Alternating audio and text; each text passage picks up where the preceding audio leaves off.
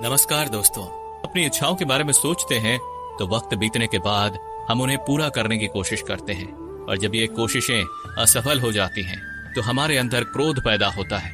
और क्रोध एक ऐसी चीज है जिसे कोई भी मनुष्य अपने शरीर को त्यागने से पहले नहीं छोड़ता है।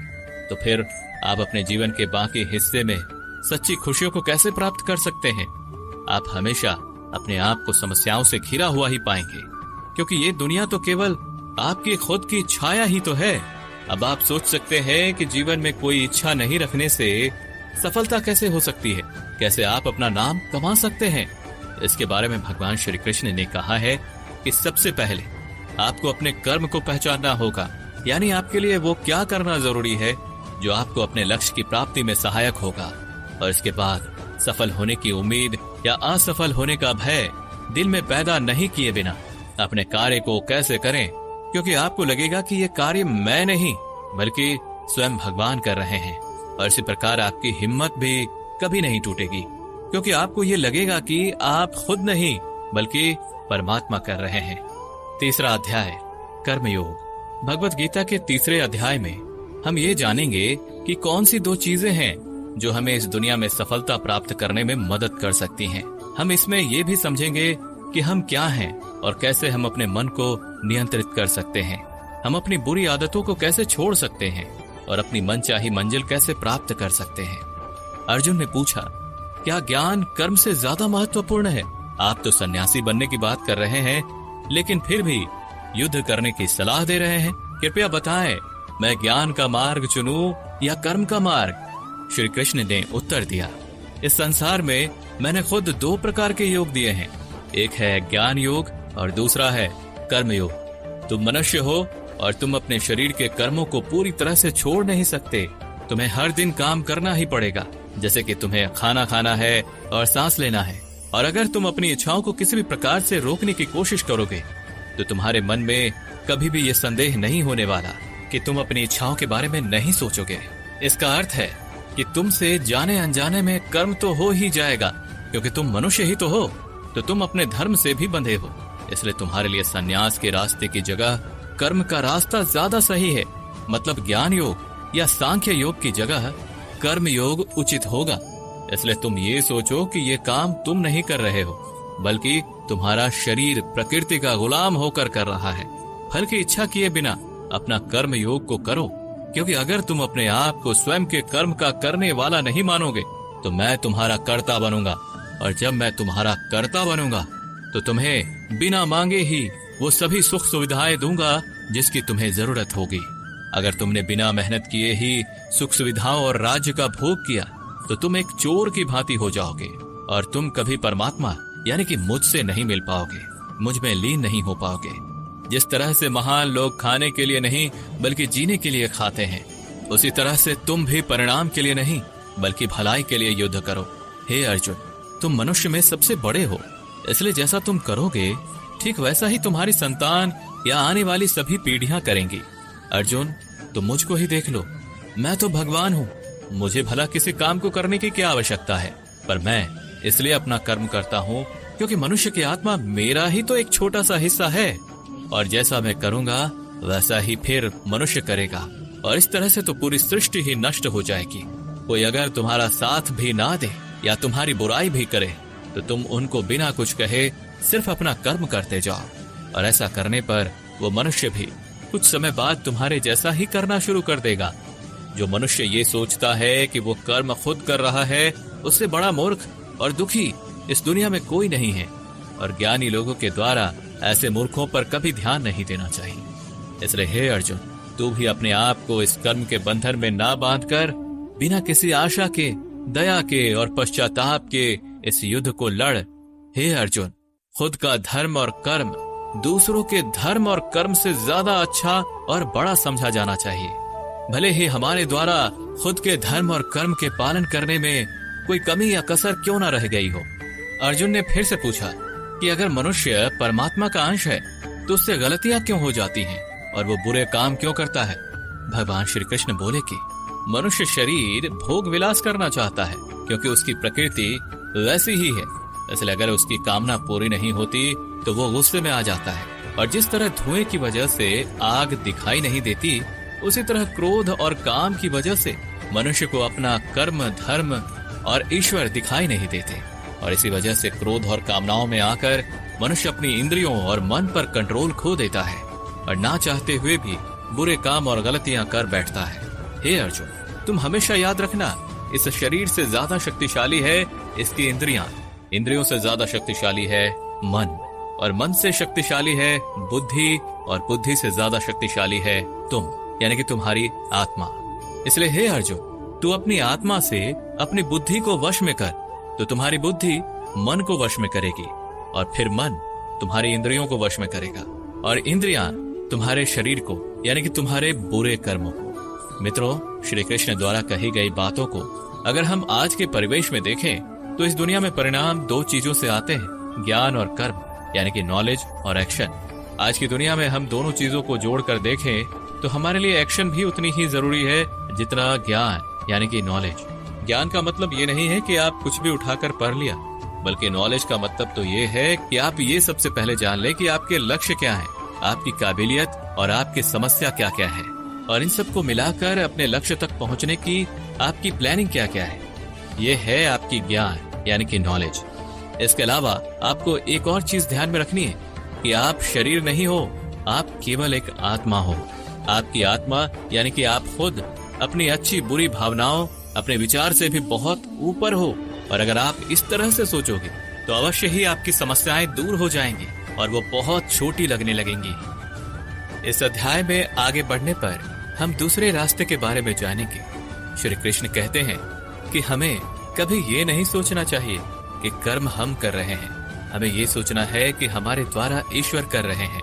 और जब हम इस तरह से सोचेंगे तो हमारे जीवन में दो अच्छे प्रभाव होंगे।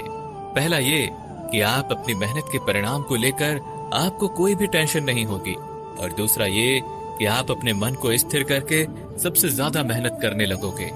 सभी शब्दों की बजाय ये आपको समझना चाहिए कि आपको कभी भी अपने कर्मों के परिणामों पर खुश या दुखी होने का अधिकार नहीं है, क्योंकि श्री कृष्ण के उपदेशों के अनुसार मनुष्य को केवल कर्म करने का अधिकार है। इसके साथ ही आप किसी भी बुरी आदत से कैसे मुक्त हो सकते हो, इसका विचार करें। इसे बहुत ही सरल शब्दों में समझाया जा सकता है। आप अपने आप को भगवान का छोटा सा अंश अर्थात आत्मा ही समझे, और इसके बाद आप जब अंतर ध्यान से, यानी अपने आत्मा के ध्यान से अपने मस्तिष्क को नियंत्रित रखोगे, और मस्तिष्क से अपने मन को, और फिर जब आपका मन आपके शारीरिक इंद्रियों को नियंत्रित कर लेता है, तो बुरी आदतों को छोड़ना कुछ भी मुश्किल नहीं होगा। अध्याय 4, ज्ञान कर्म संन्यास योग, यानी सगुण भगवान का प्रभाव और कर्मयोग का विषय। भगवत गीता के 4थे अध्याय से हमें ये ज्ञात होता है कि भगवान कब और किस रूप में पृथ्वी पर आते हैं, और यहाँ तक कि गुरु से ज्ञान कैसे प्राप्त किया जा सकता है और ज्ञान क्यों जरूरी है।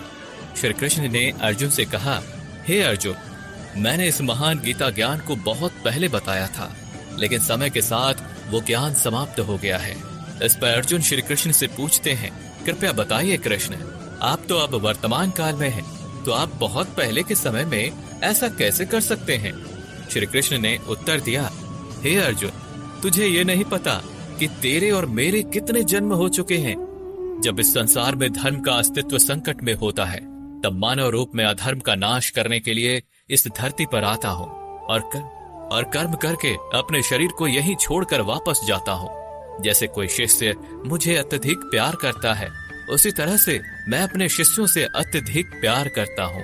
हालांकि मैंने इस संसार को बनाया है, लेकिन मैं ये नहीं सोचता कि ये मेरे द्वारा बनाया गया है। इसलिए मनुष्य को कर्म करते समय ये कभी नहीं सोचना चाहिए कि मैं कर रहा हूँ। वो मनुष्य जो किसी कर्म के फल और सुख दुख के परे होकर कर्म करता है, वही सबसे बड़ा है, जिसके पास अपने शरीर पर कोई अहंकार नहीं होता, वो अपनी इंद्रियों को नियंत्रित करता है, वही व्यक्ति सबसे श्रेष्ठ होता है। और अर्जुन, जो इस भूमि पर खुश नहीं रह सकता, वो कहीं भी खुश नहीं रहता। इसलिए किसी मनुष्य को अपने गुरु को पहचान कर अपनी इंद्रियों को नियंत्रित करके अपने लोभ को छोड़कर उनकी सेवा करने का प्रयास करना चाहिए, ताकि वे उनसे वो ज्ञान सीख सके जिससे कि बड़े से बड़े पापी भी मेरी शरण में आ सकते हैं। जिस प्रकार आग सूखी हुई लकड़ी को जला देती है, उसी तरह से गुरु से प्राप्त किया गया ज्ञान अज्ञानता को दूर कर देता है। हमेशा कर्म करने वाला और हमेशा मेरी में श्रद्धा रखने वाला ही मुझे प्राप्त कर सकता है। इसलिए जिसने कर्मयोग के माध्यम से सभी कर्मों को और अपने आप को परमात्मा के लिए समर्पित कर दिया है, उस मनुष्य को उसके कर्मों के बंधन में कभी भी नहीं बांधा जा सकता। इसलिए अर्जुन, तू भी मेरे दिए हुए ज्ञान से समझ कि कर्म नहीं बल्कि मैं कर रहा हूं। दोस्तों, इस चौथे अध्याय में स्पष्ट रूप से कहा गया है कि जब भी मानवता का नाश होता है तो नेगेटिव ऊर्जा लोगों में अत्यधिक होती है। तब भगवान किसी भी रूप में आकर धर्म को पुनः स्थापित करते हैं। इसमें यह भी बताया गया है कि अगर किसी से आपको कुछ सीखना है तो सबसे पहले आपके मन में उसके प्रति सम्मान होना चाहिए, कोई लालच नहीं होना चाहिए और बुरी भावना भी नहीं होनी चाहिए। और यह ज्ञान प्राप्त करना और सीखना हमारे लिए क्यों आवश्यक है और इसका कारण क्या है। हम अगर किसी क्षेत्र में हो तो स्वाभाविक रूप से बताया जा सकता है कि हमें उस क्षेत्र के गुरु से ज्ञान प्राप्त करना होगा। और ज्ञान वो तरीका है जिससे इस जीवन में अपने लक्ष्य से और उस जीवन में आपके परमात्मा से मिल सकता है। अध्याय 5, कर्म संन्यास योग। भगवत गीता के 5वें अध्याय में कर्म संन्यासियों का वर्णन किया गया है और हम जानेंगे कि अपने लक्ष्य को कैसे प्राप्त किया जा सकता है और कैसे हमारे शरीर ने हमें आलस्य में बांधने की कोशिश की। अर्जुन ने कहा, हे श्री कृष्ण, मैं अभी भी ये नहीं समझ पा रहा हूँ कि मेरे लिए कर्म अच्छा है या कर्मों से संन्यास। तो श्री कृष्ण ने उत्तर दिया, देखो अर्जुन, संन्यास और कर्म वे दो अलग अलग मार्ग हो सकते हैं, लेकिन दोनों का ही लक्ष्य तो समान है और वो है परमात्मा। जो व्यक्ति अपने मन को भटकने नहीं देता, जो कर्म करके भी यही समझता है कि कर्म उसने नहीं किया है बल्कि ये तो परमात्मा ने किया है, और जो सभी जीवों को उसी परमात्मा का हिस्सा मानता है, वो मनुष्य मरने के बाद परमात्मा में ही मिल जाता है। महान व्यक्ति अपने प्रत्येक कार्य को, अपने विचारों को स्पष्ट करने और दूसरों के हित के लिए ही करते हैं।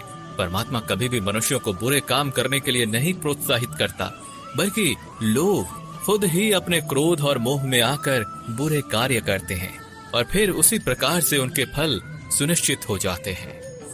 मैं तो बस उनका प्रतिफल उन्हीं को वापस देता हूँ। तुम अपने शरीर को चाहे कितना ही आनंदित कर दो, इसकी इच्छाएं तब भी पूर्ण नहीं होती। इसलिए अर्जुन, तेरे जैसे बुद्धिमान व्यक्ति को शरीर की इच्छाओं में मन नहीं लगाना चाहिए। इस संसार का असली मूल्य होता है वो जिसने अपने शरीर का नाश होने से पहले अपने क्रोध का नाश कर लिया हो, जो संपूर्ण प्राणियों का हित करता है, जिसका मन किसी भी कार्य में नहीं बनता और जो अपने भटकते हुए मन को एक जगह केंद्रित करके परमात्मा को याद करता है। वही व्यक्ति सुखी भी है और परमेश्वर सहित सभी के प्रिय भी। इसलिए हे अर्जुन, ये इंद्रियां, मन, बुद्धि, इच्छा, आशा, डर और क्रोध ही तेरे शत्रु हैं, इन्हें छोड़ दो।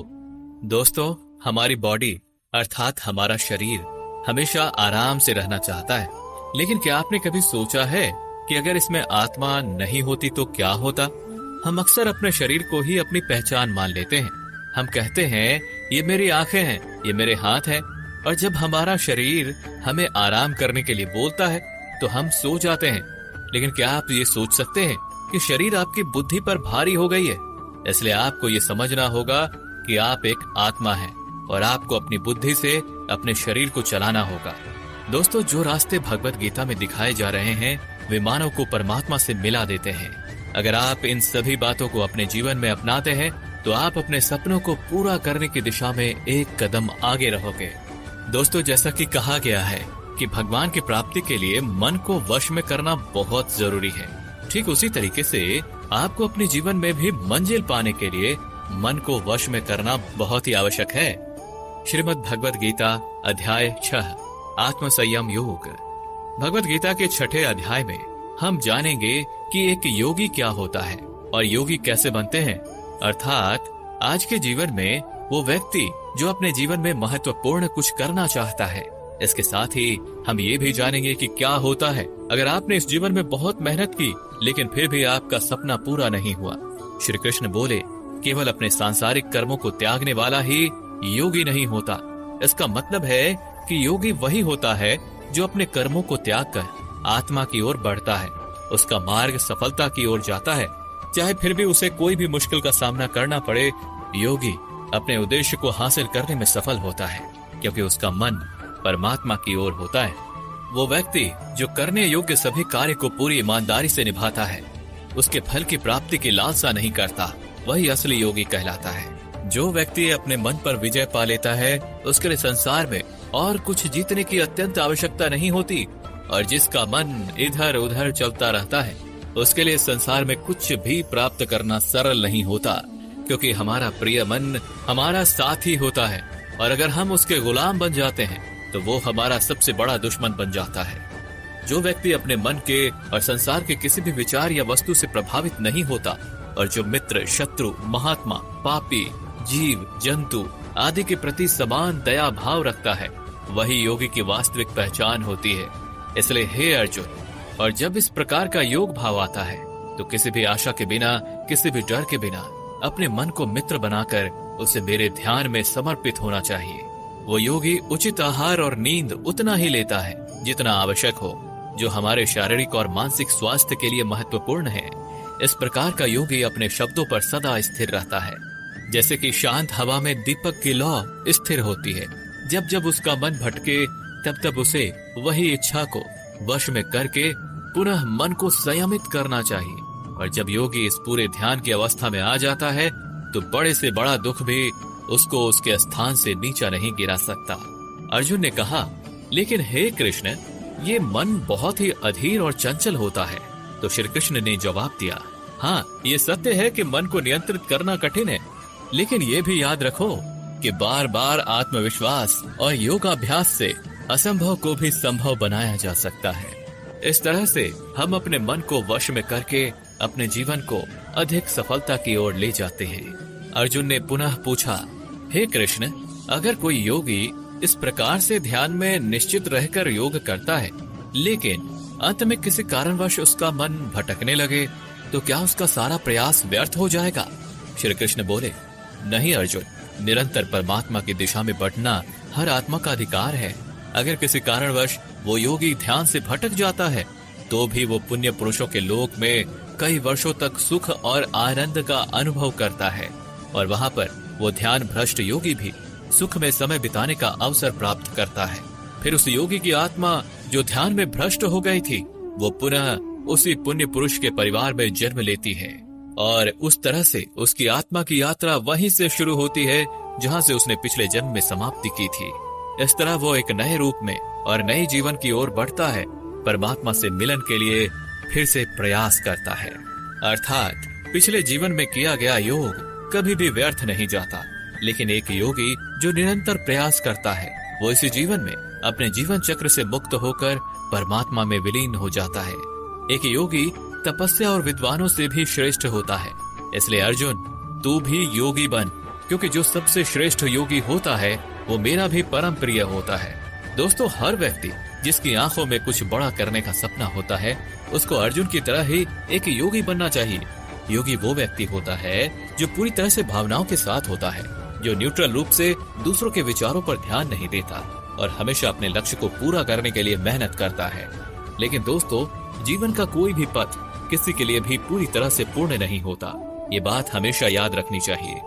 क्या कोई इंसान उसके सपने पूरे होने से पहले ही मर जाता है, तो उसकी मेहनत की कीमत किसी काम की नहीं रहती और अपने सपने सपने ही रह जाते हैं? ऐसा क्यों होता है?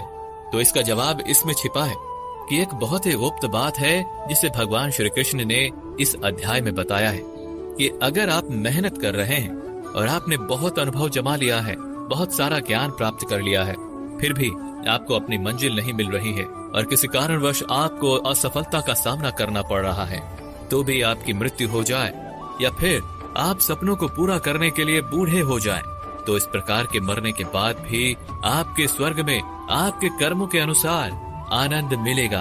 और जब आपके अच्छे कर्मों का बैलेंस खत्म हो जाएगा, तो फिर से धरती पर जन्म लेके वापस आएंगे, और जन्म भी ऐसे माहौल या घर में होगा जिसमें आपको पिछले जन्म के ज्ञान का स्तर पाने के लिए मेहनत नहीं करनी होगी, वो तो स्वतः आपको मिल जाएगा।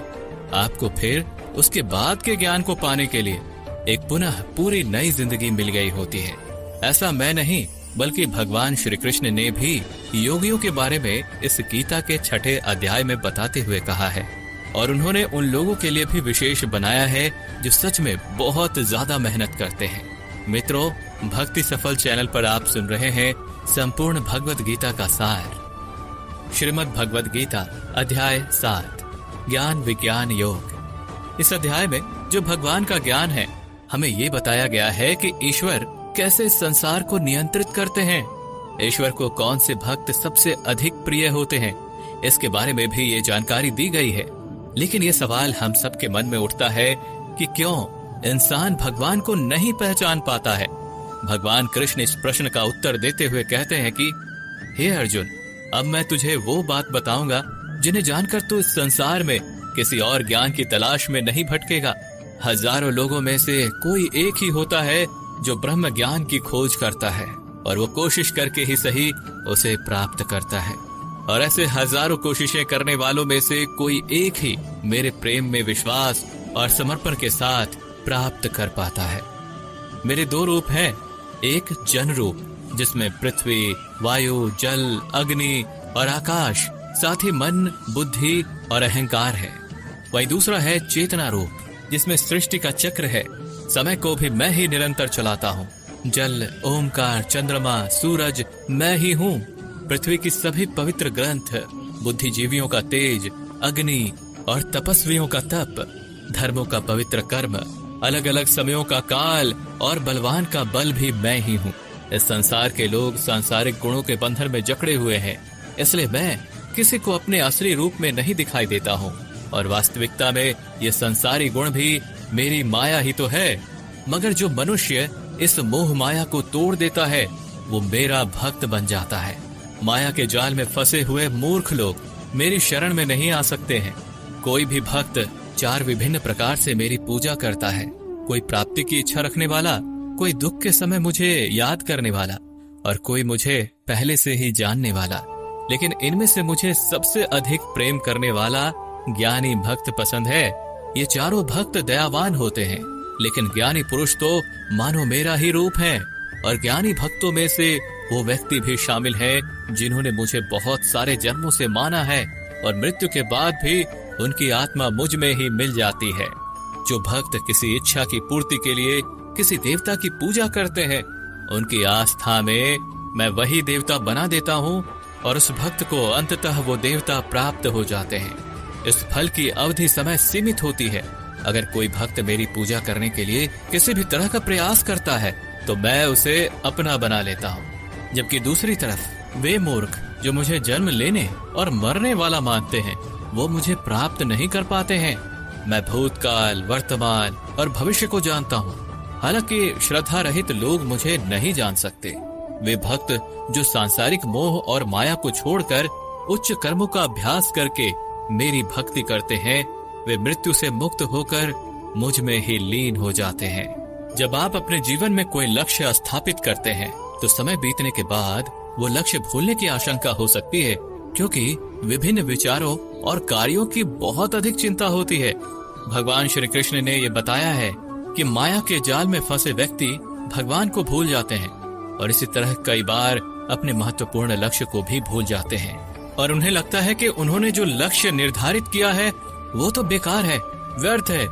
वो सोचते हैं कि लाइफ तो केवल मजे लेने के लिए है, क्या पता कल रहूं या ना रहूं।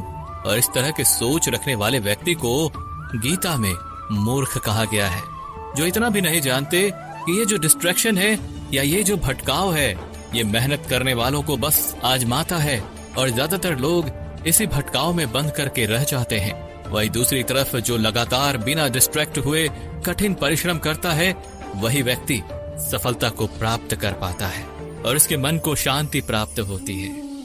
अध्याय 8 अक्षर ब्रह्म योग। इस अध्याय में हम जानेंगे कि भगवान क्या हैं और उन्हें कैसे प्राप्त किया जा सकता है, देवता क्या होते हैं और इस संसार का कारण क्या है। ये सभी बातें हम इस अध्याय में सीख सकते हैं। अर्जुन ने पूछा, हे कृष्ण, परम ब्रह्म क्या होता है, आध्यात्म का स्वरूप क्या होता है, कर्म क्या होता है, यह संसार कैसे चलता है और देवता कौन होते हैं। इसलिए इस अध्याय में अर्जुन के इन सभी प्रश्नों के उत्तर भगवान श्री कृष्ण द्वारा दिए गए हैं। श्री कृष्ण कहते हैं कि जीवों की वास्तविकता ही आध्यात्म होती है। कर्म हमारे द्वारा पास्ट में किया गया त्याग होता है, जिसका परिणाम हमें वर्तमान में मिलता है। उसी तरह से हमारे वर्तमान में किए गए कर्म या त्याग वो भविष्य में मिलने वाले परिणामों को ही जन्म देते हैं। इस संसार का निर्णय करता वो मैं ही हूँ, और जब कोई व्यक्ति अंत के क्षण में अपने मन में वही भाव और अपने ध्यान को उसी भाव में स्थिर करके शरीर को छोड़ता है, तो वो उसी भाव को प्राप्त करता है। इसलिए मुझे याद करने वाले हमेशा मेरे पास आते हैं। इसलिए अर्जुन, तू भी मुझ में ही ध्यान कर और युद्ध करके तू मुझे ही पाएगा। वे लोग मुझे सदैव याद करते हैं, वे सरलता से मेरे पास आते हैं, और जो मेरे पास आते हैं उनके जन्म मरण का चक्र समाप्त हो जाता है, उनके सारे दुख हमेशा के लिए खत्म हो जाते हैं। श्रीमद् भगवत गीता के अनुसार सहस्त्र युग अहर यद ब्राह्मणों विदुः, अर्थात ब्रह्मा का एक दिन 1000 महायुग के बराबर होता है। इसके अनुसार ब्रह्मा का एक दिन 4 अरब 32 करोड़ 100 वर्ष होता है। इसी प्रकार इतनी ही अवधि ब्रह्मा की रात्रि की भी होती है। ब्रह्मा के एक दिन की सुबह में ही संपूर्ण संसार का निर्माण होता है, और रात के प्रारंभ में ही वो संसार फिर से ब्रह्मा में ही समा जाता है। और इस चक्र में लगातार पुनर्जन्म का चक्र चलता ही रहता है। लेकिन जो मेरे भक्त होते हैं उन्हें शीघ्र ही इस चक्र से मुक्ति मिल जाती है। इसलिए हे अर्जुन, मैं तुझे वो 2 मार्ग बताता हूँ जिससे लोग या तो मोक्ष को प्राप्त करते हैं या फिर से इस संसार में उन्हें वापस आना पड़ता है। जब सूर्य का प्रकाश होता है तो शुक्ल पक्ष चल रहा होता है और सूर्य उत्तरायण में होता है। जब कर्मयोगी जो शरीर छोड़ने वाला होता है मेरे पास हमेशा के लिए आ जाता है, और जब रात्रि होती है तो कृष्ण पक्ष आता है और सूर्य दक्षिणायन में मौजूद होता है। उस समय पर कर्मयोगी अपने शरीर को त्याग कर परलोक में जाते हैं और वहां बहुत समय तक आनंद सुख भोगते हैं। फिर संसार में उन्हें वापस आना ही पड़ता है। केवल एक योगी ही इस रहस्य को समझकर सभी कर्मों के फलों के मोह को छोड़कर परम ब्रह्म में मिल पाता है। अब हम इस चैप्टर को आजकल के समय में देखें तो वो लोग जो अपने लक्ष्य को हमेशा के लिए यादगार बनाना चाहते हैं उन्हें बहुत ही मेहनत करनी पड़ती है, क्योंकि जैसा श्री कृष्ण ने बताया है ये संसार का चक्र बहुत बड़ा है और लोग आते जाते रहते हैं। लेकिन वे लोग जो अपने जीवन में अद्वितीय निश्चय रखते हैं उन्हें ज्ञान योगी और कर्म योगी बनना होता है। ब्रह्मा का एक दिन बहुत लंबा होता है। इसका मतलब है कि ये ब्रह्मांड बहुत पहले से मौजूद है और बहुत आगे तक चलेगा, और हमारा जीवन इस ब्रह्मांड के सामने बहुत छोटा होता है। इसलिए हमें ऐसा नहीं होने देना चाहिए कि हम सिर्फ अपने सपनों में खो जाएं और ब्रह्म के दिन की शाम हो जाए। अध्याय 9 राजविद्या राजगुह्य योग अति महत्वपूर्ण गुप्त ज्ञान। ये अध्याय हमारे मानसिक और आत्मिक जीवन को उसके स्वभाव और दिव्यता के साथ जोड़ता है और उसके मध्य संतुलन को बनाए रखना सिखाता है। इस अध्याय में हम ये भी जानेंगे कि जब हम अलग अलग देवी देवताओं की पूजा करते हैं तो इससे क्या होता है, तो ऐसा क्यों करते हैं और उसके परिणाम क्या होते हैं। श्री कृष्ण कहते हैं, वो मनुष्य जो मुझ में श्रद्धा नहीं रखते वो इस संसार में बार बार दुख झेलने के लिए आते जाते रहते हैं। मैं इस संसार को बार बार उत्पन्न और समाप्त करता हूँ। मैं ही मनुष्यों को उनके कर्मों के अनुसार फल देता हूँ, पुनर्जन्म देता हूँ, लेकिन मुझे अपने कार्य का कोई भी घमंड नहीं है। मैं ऐसा करते हुए भी इस कर्म के बंधन में नहीं फंसता। सब कुछ करते हुए भी मैं नहीं मानता कि मैं कुछ कर रहा हूँ। मेरी माया जाल में फंसने वाले और मुझे समझने में असमर्थ लोग और बेकार की आशा और निरर्थक काम करने वाले लोग हमेशा इसी संसार में बंधे रहते हैं। वो वेदों को पढ़कर स्वर्ग की प्राप्ति के लिए मेरी पूजा करते हैं।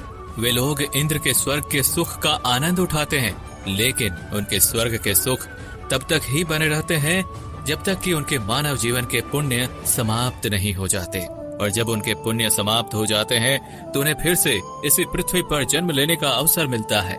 किंतु जो मुझ में मतलब परमेश्वर को ही सब कुछ मानकर अपने कर्म फल को त्याग कर निरंतर प्रेम करते हैं, मैं उनकी न केवल सभी आवश्यकताओं को पूरा करता हूँ बल्कि उन्हें सदैव मेरी शरण में स्थान देता हूँ।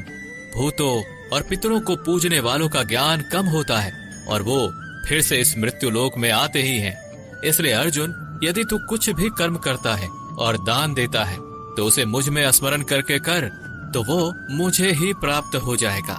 मेरे लिए प्रिय और अप्रिय सब बराबर है। यहाँ तक कि अगर कोई बहुत ही अत्याचारी हो, चाहे स्त्री हो या पुरुष, चाहे राजा हो या भिखारी, वो मुझ में ही समर्पित होकर इस अनंत सागर को पार कर पाता है। इस प्रकार अगर तू खुद को मुझ में अर्पित करेगा तो मैं ही तुझे प्राप्त होऊंगा। मित्रों, इस अध्याय में श्री कृष्ण कहते हैं कि जो कोई भी भक्त सच्चे मन से किसी ईश्वर में पूजा और आदर उस ईश्वर के प्रति रखता है तो मैं उसके इस भक्ति को उस ईश्वर से जोड़ देता हूँ। अध्याय 10 विभूति योग। यह अध्याय बहुत ही महत्वपूर्ण है क्योंकि इस अध्याय में भगवान श्री कृष्ण अपने दिव्य रूप की महत्वपूर्ण चर्चा करते हैं और अर्जुन को उनकी महिमा का दर्शन कराते हैं। यह अध्याय हमें ये बताता है कि भगवान कैसे हमारे चारों ओर मौजूद हैं और हमारे जीवन में उनका साक्षात्कार कैसे किया जा सकता है। वैसे तो आपने कई बार सुना है कि भगवान ऐसे हैं, भगवान वैसे हैं, सभी जगह हैं, प्रत्येक कण में हैं। श्री कृष्ण कहते हैं, हे अर्जुन, तू मेरा सच्चा मित्र है और मुझसे प्रेम करता है, इसलिए अब मैं तुझे स्वयं का वास्तविक परिचय देता हूँ। मेरे जन्म के बारे में किसी को नहीं पता, लेकिन जो ये जानता है कि मैं कभी नहीं जन्म लेने वाला और कभी भी नहीं मरने वाला हूँ, वही सबसे बड़ा ज्ञानी है।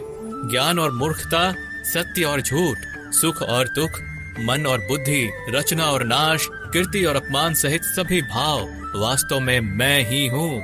इस जगत में जिस किसी ईश्वर की पूजा की जाती है वो असलियत में मैं ही हूँ। दोस्तों, इस अध्याय में भगवान ने हमें ये दिखाया है कि वे हमारे जीवन के हर पहलू में मौजूद हैं।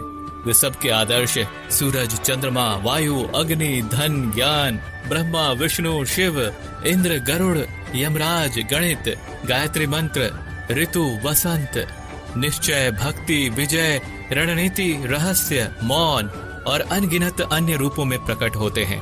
भगवान ने हमें ये भी बताया है कि उनका अंत नहीं है, वे अनंत हैं, अपार हैं, वे हमारे सभी पहलू में हैं और उनको पूरी तरह से जान पाना हमारे बस की बात नहीं है। श्री कृष्ण अर्जुन से कहते हैं, हे अर्जुन, मुझे पूरा जानना तेरे लिए किसी काम का नहीं है, बस तू इतना जान ले कि ये संसार मेरे एक छोटे से अंश से ही चलता है, यानी ऐसी कोई जगह नहीं है जहाँ पर भगवान ना हो। श्री कृष्ण ने यह भी कहा है कि अर्जुन को ना तो ईश्वर को पूरा जानना जरूरी है और ना ही वो कभी उन्हें कंप्लीटली जान पाएंगे। मित्रों, अगर हम इसे अपनी लाइफ में इस तरह से रिलेट करें कि जैसे भगवान ने कहा है कि मैं अनंत हूँ और तू उतना ही जान जितना तेरे लिए आवश्यक है, बिल्कुल उसी तरह से आपको भी अपनी लाइफ में उन चीजों में अपनी टाइम और एनर्जी वेस्ट नहीं करनी है जो आपके लिए आवश्यक नहीं है, जो आपके कर्म से हट करके है। केवल आपके वास्तविक कर्म से जुड़े चीजों में ही अपना ध्यान लगाएं, जिससे सफलता और मानसिक शांति प्राप्त हो सके। अध्याय 11 विश्व रूप दर्शन। इस अध्याय में भगवान श्री कृष्ण अर्जुन को अपनी दिव्य रूप का दर्शन कराते हैं। ये दृश्य अर्जुन को भगवान की महानता और अद्भुत रूप का अनुभव कराता है। इसमें भगवान के विराट रूप के बारे में हमें जानने को मिलेगा। अर्जुन श्री कृष्ण से कहते हैं, हे कृष्ण, आपके दिए हुए ज्ञान से मेरे सारे संदेह दूर हो गए हैं, लेकिन अगर संभव हो तो मैं आपका महान रूप देखना चाहता हूँ। तो श्री कृष्ण कहते हैं, हे अर्जुन, परंतु इन मानव की आंखों से ये सब नहीं देख पाएगा तू, इसलिए मैं तुझे ये सब देखने के लिए दिव्य नेत्र प्रदान करता हूँ। मित्रों, इसके बाद जो अर्जुन ने देखा उसकी वास्तव में कल्पना भी नहीं की जा सकती है। ईश्वर का ना तो कोई आरंभ था और ना ही कोई मध्य और ना ही कोई अंत था। उस रूप से इतना प्रकाश निकल रहा था जितना हजारों सूरज भी मिल जाए तो भी उतना ना निकल पाए। अर्जुन ने कई संसार को श्री कृष्ण में समाहित होते हुए देख पाए। फिर अर्जुन ने हाथ जोड़ते हुए श्री कृष्ण से कहा कि हे परमात्मा, मैं आपके शरीर में सभी देवों को, सभी मनुष्यों को देख पा रहा हूँ, लेकिन आपके शरीर का तो ना कोई आरंभ दिख रहा है, ना कोई मध्य है और ना ही कोई अंत। आप में हर तरह के अस्त्र शस्त्र हैं, हर तरह के प्रकाश और सूर्य हैं। स्वर्ग और धरती के बीच का पूरा आकाश मानो आपसे ही भर गया है। कई देवता के समूह आप में प्रवेश कर रहे हैं तो कई लोग भयभीत होकर हाथ जोड़े खड़े हैं। आपके अनंत हाथ, पैर, पेट, आंखों वाले मुंह रूप को देखकर समस्त सृष्टि सहित मैं भी व्याकुल हो रहा हूँ। यहाँ तक कि मैं पांडवों को और कौरवों की पूरी सेना के महान योद्धाओं का अंत होकर आप में जाता हुआ देख पा रहा हूँ। आपके ये विकराल रूप इस संपूर्ण ब्रह्मांड को अनंत ऊर्जा दिए जा रहा है। हे कृष्ण, इतने रूपों में आप कौन से हो? अर्जुन कहते हैं, हे कृष्ण, इतने रूपों में आप कौन से हो? मैं आपको कैसे पहचानूं? फिर श्री कृष्ण कहते हैं, मैं तो हर जगह हूँ और मैं ही समय हूँ। इन सभी योद्धाओं की मौत को पहले ही लिख चुका हूँ। तू तो सिर्फ इनकी मौत का कारण है, मारने वाला तो मैं ही हूँ। ये सुनकर अर्जुन के चेहरे पर थोड़ा डर दिख रहा था, पर अर्जुन धैर्य के साथ बोले, हे परमात्मा, आपका ये रूप देखकर अब मुझे पता लग गया कि क्यों योगी महर्षि देवता जैसी ही आत्मा है। आपका पूजन क्यों करते हैं? आप तो सत्य और असत्य से भी ऊपर हो। आपके इस रूप की व्याख्या करने के लिए मेरे पास शब्द ही नहीं है। आप ही इस संसार के पालन करता और विनाशक हो। आपको हर दिशा से नमस्कार है, स्वीकार कीजिए, क्योंकि ना तो कोई आपका आदि है और ना ही अंत। आपको कोटि कोटि नमन। हे प्रभु, मुझे भय है कि मैंने अज्ञानता में आपको मित्र कृष्ण कहा है और कई बार लोगों के सामने आपका मजाक भी उड़ाया है। मुझे आपके इस सत्य का पता नहीं था, इसलिए अगर संभव हो तो आप मुझे क्षमा कीजिए। जैसे पिता पुत्र को क्षमा कर देता है, उसी तरह आप भी मुझे क्षमा कर दीजिए। हे प्रभु, आपके इस रूप को देखकर मैं खुश भी हो रहा हूँ और मैं भयभीत भी हूँ। अतः अब कृपा करके आप अपना प्रसिद्ध चतुर्भुज विष्णु रूप के दर्शन दीजिए, जिसमें आपके मुकुट चक्र और गदा के साथ आपको देखने की अभिलाषा है। फिर श्री कृष्ण कहते हैं कि हे अर्जुन, मैंने तेरे आग्रह पर वो रूप दिखाया है जिसको आज तक कोई मनुष्य नहीं देख पाया है और ना ही कभी देख पाएगा और ना ही देख पाएगा। तू मेरे इस रूप को देखकर इतना व्याकुल मत हो जाना और भयभीत भी मत हो जाना, और अब तेरी ये इच्छा भी पूरी कर रहा हूँ। अब तू मेरी चतुर्भुज विष्णु रूप देख। भगवान श्री कृष्ण ने इस प्रकार से अपना चतुर्भुज रूप अर्जुन को दिखाया और उसका साहस बनाया और अनंत रूप से अर्जुन की व्याकुलता को भी दूर किया। अब अर्जुन कहते हैं कि हे कृष्ण, अब मैं आपके इस रूप को देखकर मुझे तृप्ति मिल गई है। तो फिर कृष्ण बोले, अर्जुन, जो चतुर्भुज रूप तुमने अभी देखा है, उसे देखने के लिए तो देवता भी कामना करते हैं। इस चतुर्भुज रूप को किसी भी यज्ञ, दान, तप और वेद से देखा जा सकता है, परंतु अर्जुन, जो तेरी तरह मेरा परम भक्त है, वो अंत में मुझे ही प्राप्त होता है, इसलिए ये रूप तुम देख पाए हो। मित्रों, गीता के इस अध्याय से आप आज के टाइम में भी ये सीख सकते हो कि अगर हम सच्चे मन से मेहनत करते हैं तो कई बार सफलता को पाने के बाद हमें लगता है कि हमने इतनी मेहनत कर ली, और जब सफलता आती है और तब लगता है कि ये तो ज्यादा ही मिल गया, मैंने तो इतना मेहनत नहीं किया था। और मित्रों, यही महान लोगों का एक सद्गुण होता है कि वो मेहनत तो करते हैं, लेकिन उनको ये भी आभास नहीं होता कि कितनी मेहनत कर लिया उन्होंने। यही महान लोगों की महान सोच होती है। अध्याय 12 भक्ति योग। इस अध्याय में भगवान हमें बताते हैं कि भक्ति के माध्यम से ही हम उन्हें प्राप्त कर सकते हैं। हमें भगवान के प्रति विश्वास, प्यार और समर्पण दिखाना चाहिए। इससे हमें ये सीखने को मिलता है कि हमें भगवान के प्रति भक्ति और प्यार बढ़ाने का प्रयास करना चाहिए। जो व्यक्ति हर तरह के सुख और दुख, वस्त्र और मित्रता, लाभ और हानि, मोह और इच्छा, हर तरह के मौसम से दूर रहता है और सभी प्राणियों को एक समान नजरिए से देखता है, और जो अपने मन और इंद्रियों को पूरी तरह से वश में रखता है, वही परम आनंद को पाता है। जो निंदा और प्रशंसा को एक समान समझता है, जो किसी भी स्थान पर किसी भी आहार के साथ रह सकता है, वो भक्त मेरे लिए बेहद प्रिय है। और उनमें से भी जो निष्काम भाव से अपने कर्म मेरी सेवा में लगाते हैं, वही भक्त मेरे लिए श्रेष्ठ है। इस अध्याय में हमें ये भी सिखाया गया है कि हमें अपने पूर्व अनुभवों से सीखने की कोशिश करनी चाहिए। एक छात्र या एक व्यक्ति जो अपने जीवन में कुछ महत्वपूर्ण करना चाहता है, उसे कम खाना चाहिए और हर प्रकार की भावनाओं के साथ होना चाहिए। खुद के लक्ष्य को कैसे प्राप्त करना है, केवल यही सोचना चाहिए, और ये तभी प्राप्त हो सकता है जब हम भगवान के प्रति विश्वास, प्यार और समर्पण करते हैं। अध्याय 13 क्षेत्र क्षेत्र विभाग योग। इस अध्याय में भगवान हमें आत्मा और शरीर के बीच के अंतर की बात करते हैं। हमारी आत्मा शरीर के परे है और हमें इसे समझना चाहिए। ये हमें सिखाती है कि हमारे शरीर से भी ज्यादा हमारी आत्मा ज्यादा असली है और हमें इसके साथ मिलकर जीना चाहिए। इस अध्याय से हमें ये ज्ञान मिलता है कि कैसे हमारे कर्मों के परिणाम की रचना होती है। श्री कृष्ण हमें बताते हैं कि ये शरीर एक क्षेत्र है, जैसे कि खेत एक क्षेत्र होता है। खेत में हम बीज बोते हैं और उसके सही समय पर फल होता है। इसी तरह हमारे जीवन में भी हम कर्म के बीज बोते हैं और उसका सही समय पर हमें फल मिलता है। इसलिए शरीर को क्षेत्र कहा गया है। इस क्षेत्र और क्षेत्रज्ञ के ज्ञान को विभिन्न तरीकों से विद्वानों द्वारा व्याख्या किया गया है, जिसमें 5 महाभूत मन, बुद्धि, अहंकार और सभी इंद्रियां शामिल हैं। साथ ही सुख, दुख, चेतना, शरीर, धैर्य और विकार भी इसमें शामिल है। श्री कृष्ण कहते हैं, परम ज्ञान क्या होता है? इसका उत्तर मैं तुझे दूंगा। मानव में कोई भी गुण हो, वो गर्व करने योग्य नहीं होता। हमें किसी भी प्राणी को सताने का कोई अधिकार नहीं है। हमें दूसरों के प्रति क्षमा भाव रखना चाहिए। हमें गुरु की सेवा करनी चाहिए। हमारी मन और वाणी में सरलता होनी चाहिए। हमारे मन और सभी इंद्रियों को पूरी तरह से नियंत्रित होने चाहिए। हमें खुद को किसी भी भावना में नहीं बहने देना चाहिए। हमें संतान, जीवन साथी, घर और धन में मोह नहीं करना चाहिए। हमें अच्छे और बुरे में समान भाव रखना चाहिए और ऐसे लोगों से दूरी बनानी चाहिए जो किसी के साथ स्वार्थपूर्ण होते हैं। हमें एकांतवास में अपने मन को शुद्ध करना चाहिए और हमें परमेश्वर में पूरी तरह समर्पित और ध्यान मग्न रहना चाहिए। हे अर्जुन, अब मैं तुझे परम ब्रह्म के बारे में कहूंगा, जो सर्वव्यापी है। वो सब इंद्रियों के साथ भी इंद्रियों के बिना है और वो निर्गुण होकर भी सभी गुणों के साथ है। वो सभी सजीवों और निर्जीव में है। वो दूर भी है और पास में भी है, लेकिन फिर भी जानने में नहीं आता। वो है ब्रह्म की तरह जीवन उत्पन्न करता है, विष्णु की तरह है पालन करता है और शंकर की तरह विनाश भी करता है। वो अलग अलग कालों में होते हुए भी एक जैसा लगता है और एक ही काल में भी अलग अलग तरह का होता है।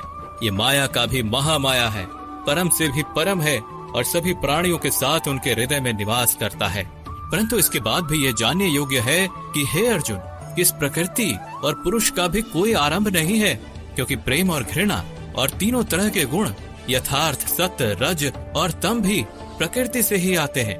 कार्य और कार्यों को करने वाली इंद्रियां भी प्रकृति से ही उत्पन्न होती हैं। प्रकृति से जन्मा मनुष्य प्रकृति के ही गुणों को भोगता है और इन्हीं गुणों के अनुसार ही उसका जन्म और मरण तय होता है। इस तरह से जो भी मनुष्य इस पुरुष और प्रकृति के ज्ञान को जानता है, वो कर्म करता हुआ भी मुझे प्राप्त होता है और मुझ परमात्मा को हर मनुष्य अपने अलग अलग तरीके से पाता है।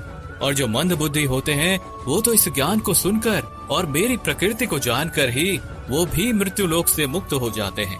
यह अध्याय हमें सिखाता है कि हमारे शरीर के बाहर हमारी आलसी हमारी असली आत्मा है और हमें उसके साथ मिलकर रहना चाहिए।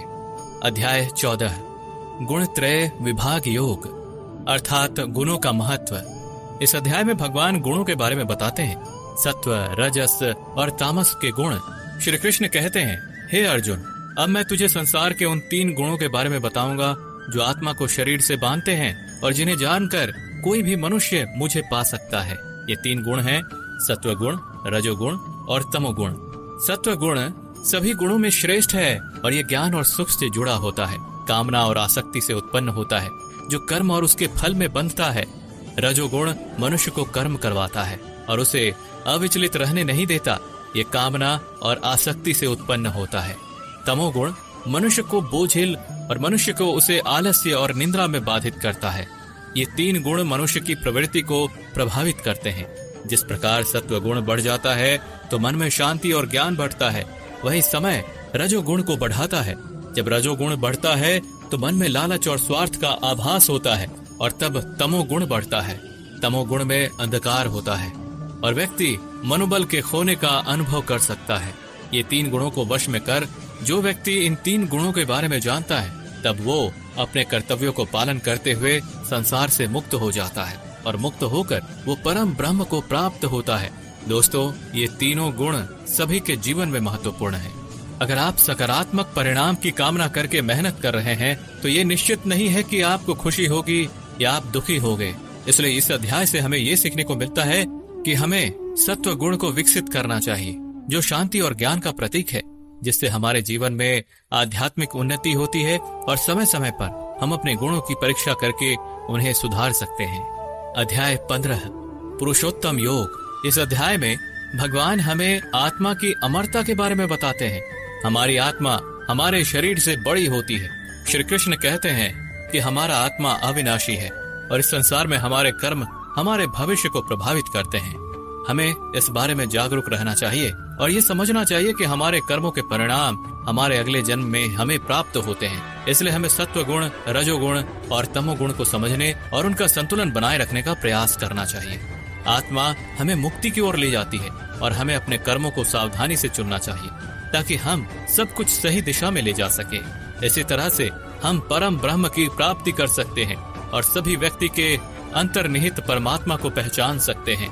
इस अध्याय से हमें ये सीखने को मिलता है कि हमें सत्व गुण को बढ़ाने का प्रयास करना चाहिए और अपने अंदर के तमोगुण और रजोगुण को कम करने का प्रयास करना चाहिए, जिससे हम अपने जीवन में सफलता और आत्मा की मुक्ति की दिशा में आगे बढ़ सकें।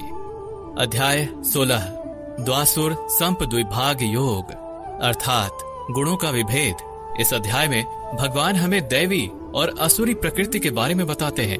दैवीय प्रकृति वाले लोग धर्म, सच्चाई और प्रेम को प्राथमिकता देते हैं, जबकि असुरी प्रकृति वाले लोग अहंकार, क्रोध और द्वेष की दिशा में आगे बढ़ते हैं। श्री कृष्ण कहते हैं कि दैवीय स्वभाव वाले लोग अपने मन को शुद्ध रखते हैं, परमात्मा को याद करते हैं और सुख दुख को समान भाव से सहते हैं। वे धर्म का पालन करते हैं और दूसरों को कभी कष्ट नहीं पहुंचाते। उनमें अहंकार नहीं होता और वे सबको बराबर मानते हैं। विरोधाभास, क्रोध, आसक्ति और अज्ञान से युक्त असुरी स्वभाव वाले लोग दुश्मनी करते हैं और लोगों को कष्ट देते हैं। वे धर्म का अनादर करते हैं और बुरे कर्म करते हैं। वे हमेशा मोह में रहते हैं। हमें समझना चाहिए कि दैवीय स्वभाव का पालन करके हम अपनी आत्मा को मुक्ति दिला सकते हैं, जबकि असुरी स्वभाव से हम मोह के बंधनों में फंस सकते हैं। इस अध्याय से हमें ये सीखने को मिलता है कि हमें दैवीय स्वभाव का पालन करना चाहिए और आसुरी स्वभाव से बचना चाहिए। इस अध्याय से हमें ये भी सीखने को मिलता है कि हमें सात्विकता का अनुसरण करना चाहिए और आपसी सम्मान, धर्म और शांति की दिशा में अग्रसर होना चाहिए। राजस्व और तामस की ओर नहीं बढ़ना चाहिए, क्योंकि ये हमें बंधनों में फंसा सकते हैं। अध्याय 17 श्रद्धात्रय विभाग योग अर्थात श्रद्धा का महत्व। ये अध्याय भगवद गीता का अहम अध्याय है, जो हमें श्रद्धा और धारण के महत्व के बारे में सिखाता है। श्रद्धा का अर्थ होता है विश्वास, और ये हमारे जीवन में अत्यधिक महत्वपूर्ण है। इस अध्याय में भगवान हमें ये बताते हैं कि हमें अपने कर्मों को ईमानदारी से करना चाहिए और अपनी धारणाओं में स्थिर रहना चाहिए। हमें उन्हें भगवान के लिए आदर्श बनाना चाहिए और विश्वास से उनका पालन करना चाहिए। इससे हमारे जीवन में सुख, शांति और सफलता की प्राप्ति होती है। श्री कृष्ण अर्जुन से कहते हैं, हे अर्जुन, हमें कर्मों को सही तरीके से करना चाहिए और उन्हें ईश्वर के लिए समर्पित करना चाहिए। श्रद्धा और हमारे पूर्व कर्म हमारे जीवन को पूर्ण बनाते हैं और हमें ईश्वर के प्रति प्यार और आस्था का एहसास कराते हैं। इसलिए श्रद्धा से ही हम सफलता को प्राप्त कर सकते हैं और हमें हमारे कर्मों को ईश्वर के लिए समर्पित करना चाहिए। हमें अपने जीवन में सच्ची और दिल से आस्था बनानी चाहिए, क्योंकि वो हमें आदर्श और आदर देती है, जो अंततः हमारे जीवन को संवारती है। अध्याय 18 मोक्ष संन्यास योग। दोस्तों, इस अध्याय में हमें त्याग और संन्यास के बीच परस्पर संबंध के बारे में बताया गया है और इसलिए ये अध्याय बहुत ही ज्यादा महत्वपूर्ण हो जाता है, क्योंकि त्याग और संन्यास के रास्ते भी मोक्ष की प्राप्ति की जा सकती है। अब वो कैसे, चलिए इस अध्याय में जानते हैं। एक्चुअली में त्याग और संन्यास एक ही है। इस पूरे गीता ग्रंथ का सार आपको इसी विचार में मिलेगा, इसलिए आपको इस अध्याय को ध्यान से सुनना चाहिए। अर्जुन ने सवाल किया, हे कृष्ण, मुझे त्याग और संन्यास के बारे में जानना है, कृपा करके इसके बारे में बताइए। श्री कृष्ण ने कहा, हे अर्जुन, इस संसार में कुछ लोग कर्मों के फलों को छोड़ने को ही त्याग कहते हैं, और अगर कर्मों को ही त्याग दें तो उसको संन्यास कहते हैं। कुछ लोग सभी कर्मों को दोष भरे मानकर उनका त्याग करने के लिए बोलते हैं, और कुछ लोग ये बोलते हैं कि यज्ञ, तप और दान वाले कर्म कभी भी नहीं त्यागना चाहिए। इसलिए अर्जुन, अब तुम मेरे से त्याग और संन्यास को अच्छी तरह से समझ। इन दोनों में सबसे पहले मैं त्याग के बारे में बताऊंगा, और ये त्याग भी 3 तरह के होते हैं, सात्विक, राजस और तामस। यज्ञ, तप और दान, ये तीनों त्याग के योग्य नहीं हैं, बल्कि फल की इच्छा के बिना किया जाता है। यज्ञ, तप और दान यही सात्विक त्याग कहे जाते हैं। मतलब जो शास्त्रों में दिया गया कर्म और धर्म है, जिसमें फल और आसक्ति नहीं है, उसको सात्विक त्याग कहा जाता है। किसी अन्य कारण के लिए अगर किसी कर्म का त्याग किया जाता है तो उसे तामस त्याग कहते हैं। जो व्यक्ति किसी भी काम से ना तो प्रेम करता है और ना ही नफरत करता है, वही सच्चा त्यागी होता है। मनुष्य शरीर कितना भी प्रयास कर ले, वो फिर भी पूरी तरह से कर्म को छोड़ नहीं सकता, जैसे कि सांस लेना। इसलिए कर्मों के फलों को छोड़ देना ही सच्चा त्याग होता है। जो लोग कर्म फलों का त्याग इस संसार में नहीं करते, उनके कर्म फल मृत्यु के बाद भी उनका पीछा नहीं छोड़ते। इसलिए कर्मों के फलों को छोड़ देना ही सच्चा त्याग होता है। जो लोग कर्मों के फल को छोड़ने का ये मार्ग नहीं चुनते, उनके कर्म फल मृत्यु के बाद भी उनके साथ रहते हैं। इसलिए हमें अंततः अपने कर्म के फल की कामना को त्याग देना चाहिए। दोस्तों, अगर इस वीडियो से आपने कुछ भी सीखा हो तो कमेंट में जय श्री राधे कृष्णा अवश्य लिख दीजिए और वीडियो को लाइक और शेयर कीजिए और चैनल को सब्सक्राइब करके बेल नोटिफिकेशन आइकन को ऑल पर सिलेक्ट कर लीजिए। धन्यवाद।